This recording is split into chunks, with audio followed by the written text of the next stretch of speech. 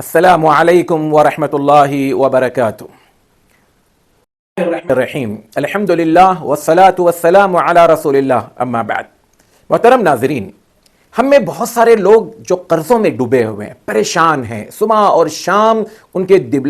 دماغوں پر نہ جانے کیا کچھ سوار رہتا ہے۔ بسا اوقات انسان قرضوں کی وجہ سے خودکشی کر لیتا ہے، گھروں میں بند ہو جاتا ہے، باہر نکلنے کی اس کے اندر ہمت نہیں ہوتی ہے، لوگوں کو چہرہ دکھانے کے قابل نہیں رہتا ہے۔ بعض وقت بعض ایسے فیصلے کیے جاتے ہیں جس کی وجہ سے نہ صرف یہ کہ قرض بلکہ قرض کے ساتھ ساتھ اس کا سود بھی اتنا زیادہ ہو جاتا ہے کہ انسان اپنے گھر تک اپنی ذلت اور رسوائی کو بلاتے رہتا ہے۔ اللہ تعالی ہم سب کو فضول خرچیوں سے بچائے تاکہ قرضوں کی نوبت نہ آئے، اور اگر کبھی کسی ضروری کام کے لیے قرض لیں تو اللہ تعالی ہمیں توفیق دے کہ جتنی ہماری چادر ہے اسی میں رہتے ہوئے ہم قرض لیں، اور وہ بھی بلا سودی۔ سود کے ساتھ لیا جانے والا قرض ہمارے گھروں کی برکتوں کو ختم کر دیتا ہے، ہماری زندگیوں میں نحوست پیدا کر دیتا ہے اور ہماری زندگی کو اجیرن بنا دیتا ہے۔ آئے ہم بات کرتے ہیں آگے کی۔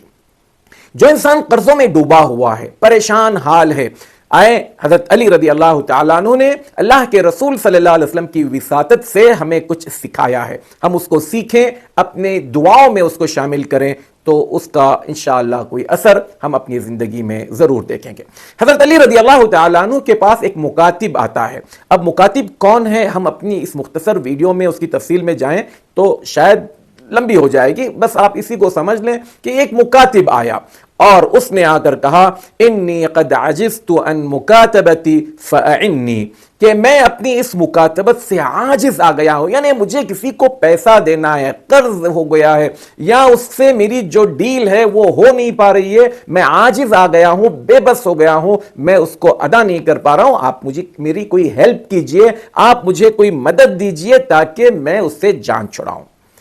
حضرت علی رضی اللہ تعالی عنہ امیر المؤمنین نے کہا الا اعلمک کلمات علمنیہن رسول اللہ صلی اللہ علیہ وسلم، کیا میں تمہیں کچھ ایسے کلمات نہ سکھاؤں جو اللہ کے رسول صلی اللہ علیہ وسلم نے مجھے سکھائے ہیں؟ اور فرمایا لو کان علیک مثل جبل دینا، اگر تمہارے اوپر پہاڑ کے مانند بھی قرض ہے، یعنی معمولی قرض نہیں، قرض کا ایک پہاڑ تم نے اپنے کندھوں پر ڈھو رکھا ہے، لاد رکھا ہے، اس دعا کو لازم پکڑو تو کیا ہوگا؟ اداہ اللہ عنک، اللہ تعالیٰ اس قرض کی ادائیگی کا سامان پیدا فرمائے گا، تمہیں توفیق دے گا، تمہاری کمائی میں برکت دے گا، کچھ ایسے اسباب پیدا کرے گا، کچھ ایسی چیزیں تم تک چل کر آئے گی جس کی وجہ سے تم اپنے اس قرض کو ادا کر پاؤ گے، تمہارا قرض ادا کرنا آسان ہو جائے گا۔ قال قل، کہا الفاظ لو، دعا سیکھو۔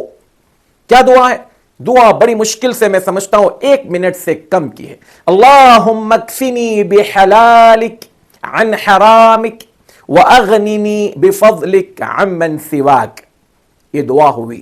اس دعا کو ہر وہ بھائی، ہر وہ بہن جو اپنے قرضوں کی وجہ سے پریشان ہیں، جینا دوبر ہو گیا ہے، رات کی نیندیں اڑ چکی ہیں، دن کا چین خراب ہو چکا ہے، حلق سے نوالے نہیں اتر رہے ہیں، آپ اس دعا کو یقین کے ساتھ کہ میرے نبی نے سکھایا ہے، اور وہ بھی اپنے داماد کو جو اپنی لخت جگر نور نظر فاطمہ زہرا رضی اللہ تعالی عنہا کا شوہر ہے،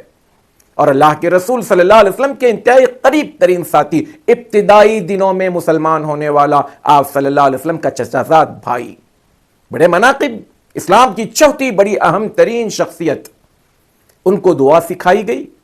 اور انہوں نے یہ دعا اس مکاتب کو سکھائی۔ میرے اور آپ کے لیے بھی یہ دروازہ کھلا ہے، اگر بدقسمتی سے ہم ان لوگوں میں ہیں تو اس دعا کے ذریعے ہم اپنے قرض کی ادائیگی کا سامان پیدا فرمائیں۔ اللہ تعالی ہم سب کو اپنے قرضوں سے نجات دلائے، ہم اس دعا کو اپنائیں، آمین۔